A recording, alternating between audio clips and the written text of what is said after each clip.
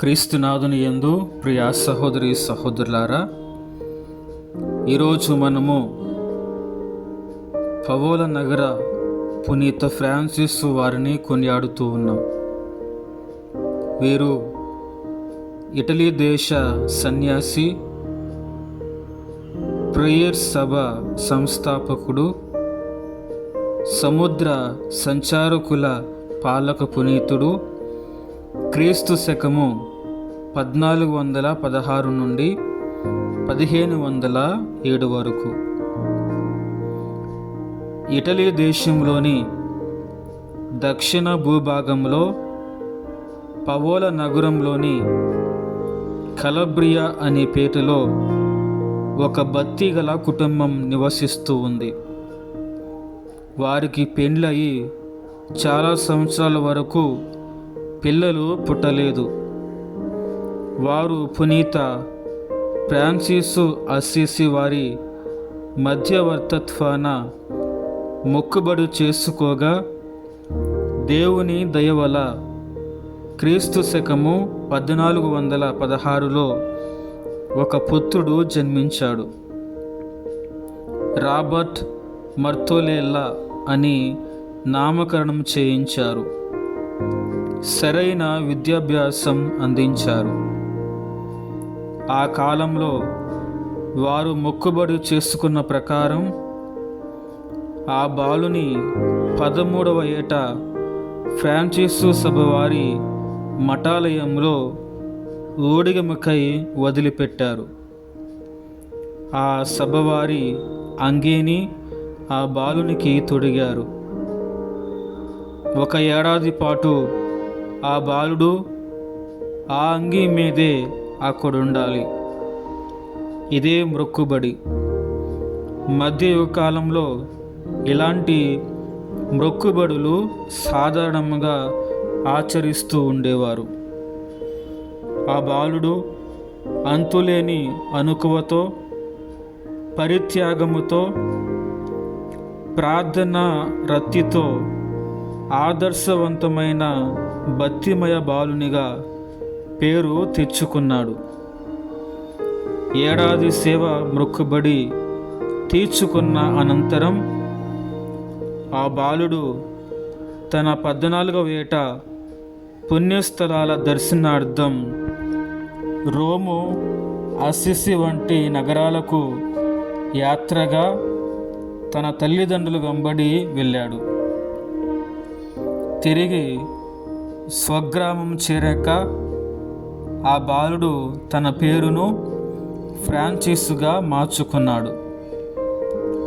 సర్వసంగ పరిత్యాగ జీవితం గడప నిశ్చయించుకున్నారు. సన్యాసి వేషధారి అయి సముద్ర ఒడ్డు వెంబడి వెళ్ళి ఒక కొండ గుహ చూసుకొని అందు ఏకాంతముగా కాలం గడుపుతూ ప్రార్థన, ఉపవాసం వంటి దైవ ఇష్ట ప్రసాద క్రియల్లో మునిగిపోయారు.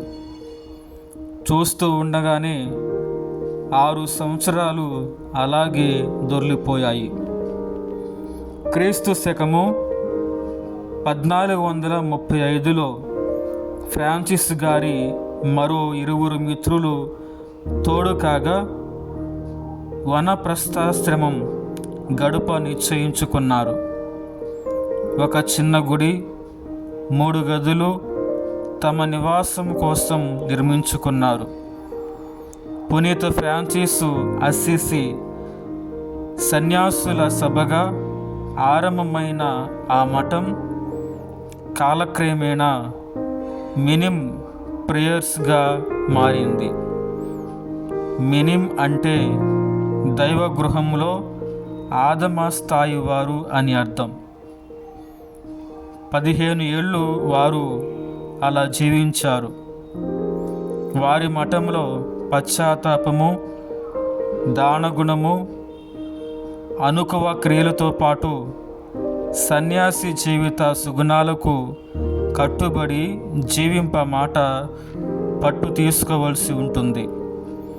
ఉపవాసము, మితభోజనము, అందున సహాకారులై ఉండటం ముఖ్య కట్టుబాట్లుగా పెట్టుకున్నారు.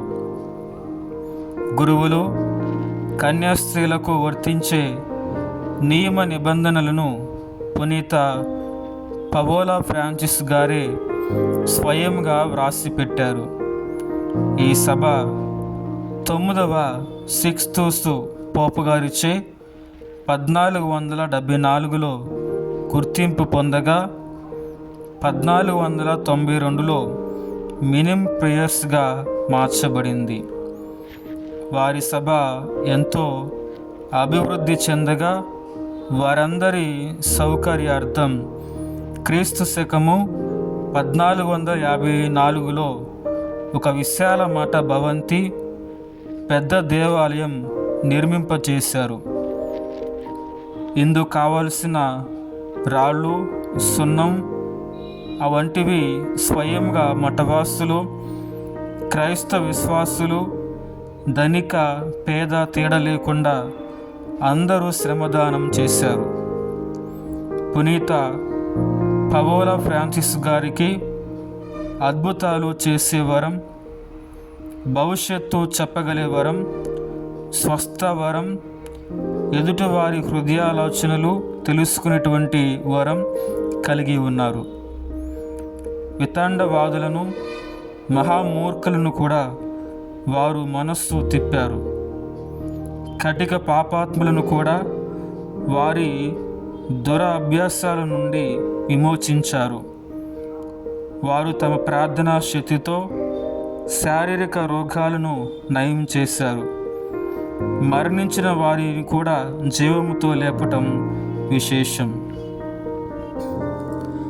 అటు పిమ్మట ఫ్రాన్స్ను పాలించిన 8వ చార్లెస్, 12వ లూయిస్ రాజులు పునీత ఫ్రాన్సిస్ పలువ గారిని తమ రాజ్యములో స్వేచ్ఛగా స్వార్థ ప్రచారం చేసుకోవడానికి అనుమతించారు. వారి సలహాలకు ప్రాముఖ్యతనిచ్చారు.